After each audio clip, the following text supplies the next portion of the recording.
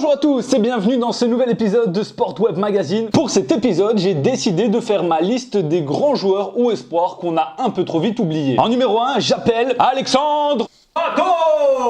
Enfant prodige du ballon rond, il commence sa carrière de professionnel à l'âge de 17 ans. Dans la foulée, il remporte la Coupe du Monde des clubs avec le club brésilien de l'Internacional et face au FC Barcelone. Durant cette compétition, le jeune attaquant brésilien impressionne et devient même le plus jeune buteur devant un certain Pelé. Transféré en 2008 à l'AC Milan, la presse européenne et italienne s'enflamme en l'annonçant comme un futur crack mondial. Il va tout de même marquer 15 buts lors de sa deuxième saison au sein du club italien. Par la suite, il sera freiné par de nombreuses blessures qui va freiner grandement sa progression. Lassé par ses blessures à répétition, le club milanais décide de le vendre lors du mercato 2013 après 5 ans de contrat. Il va arriver donc du côté de Sao Paulo lors de la saison 2014-2015. Il sera même prêté par la suite du côté de Chelsea en Angleterre. L'attaquant brésilien en 2 matchs va réussir à marquer un but.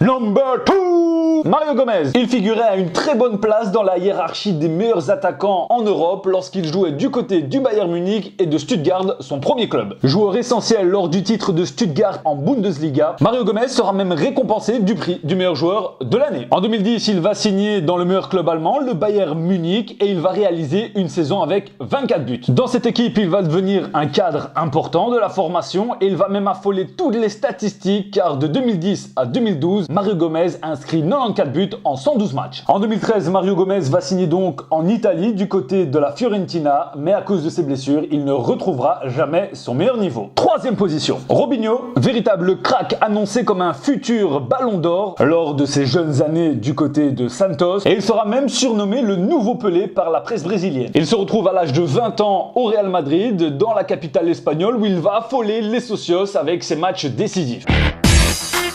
Yeah. You think the way you live over, call your boys, 'cause I'm coming. You can't be me, I'm a rockstar. I'm running on the top of a... Au Real Madrid, il connaîtra la période la plus faste de sa carrière. En 2008, il signe du côté des nouveaux riches, Manchester City, mais le prétendu Pelé ne sera qu'une pâle copie du précédent. Et pour ma part, c'est sûrement l'un des plus gros gâchis du football mondial. En numéro 4, Adriano, ex-star brésilienne, était le successeur tout choisi de Ronaldo Nazario. Cependant, il a préféré les sorties en boîte de nuit aux entraînements. Il arrive dans la foulée de la saison 2001 du côté de l'Inter Milan. Il sera prêté dans de nombreux clubs pour affiner sa préparation. Il intègre en 2004 le Noyoa pour remplacer Ronaldo. Mais à de nombreuses reprises, il nous a montré son grand talent.